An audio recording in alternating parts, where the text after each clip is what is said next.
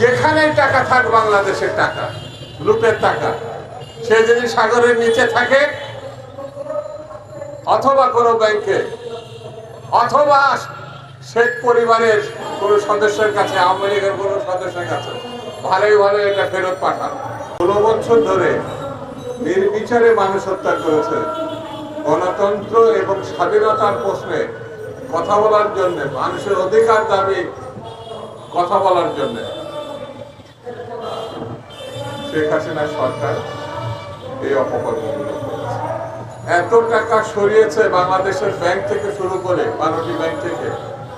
বিশ্বে এই ধরনের নজির আছে বলে আমার জানা নেই।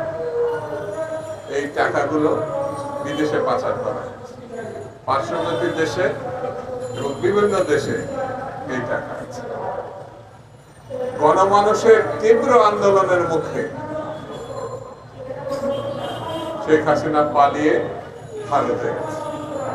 ভারত তাদের সিদ্ধান্ত নিতে হবে, তারা গণতন্ত্রের সপক্ষে ভূমিকা রাখবে নাকি ফ্যাসিবাদের প্রতিভোগিনী, যিনি হত্যাকারী, যিনি গণতন্ত্র মানে একেবারে ধ্বংস করেছেন, স্বাধীনতা বিপন্ন করেছেন, তার পক্ষ নেবে। এটি ভারতকে সিদ্ধান্ত নিতে হবে। আমরা খুব বিস্মিত হয়েছে। বাংলাদেশের প্রধান উপদেষ্টা জাতিসংঘে বক্তৃতা করতে গিয়েছিলেন সাধারণ পরিষদে। সেখানে তার সঙ্গে আমেরিকা সহ বেশ কিছু দেশ তার সঙ্গে বৈঠক করেছে, তাকে সম্মানিত করেছে। তাকে সম্মানিত করা অর্থ হচ্ছে গণতন্ত্রকে সম্মানিত করা, বাংলাদেশকে সম্মানিত করা।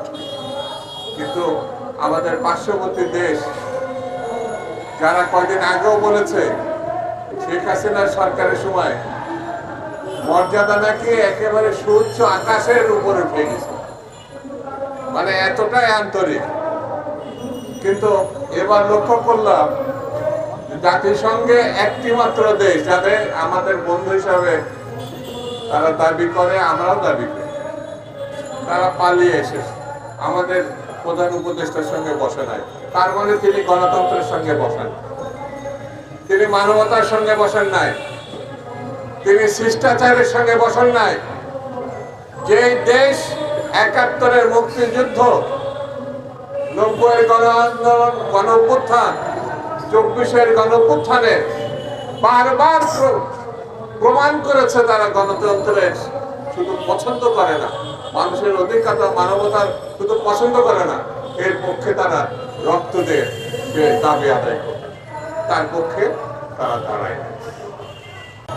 বাংলাদেশ সরকারের কাছে করবে কি নির্বাচন করবে কি প্রতিষ্ঠিত হবে, এটা তাদের ব্যাপার। কিন্তু বাংলাদেশের মানুষ হত্যাকারীকে কখনো ছাড় দেয় না। বাংলাদেশের মানুষ ফ্যাসিবাদের কাছে মাথা নত করে না। এটি যারা পালিয়ে গেছে তাদেরকে মনে রাখে, এটা মনে রাখা ছাড়া কোনো।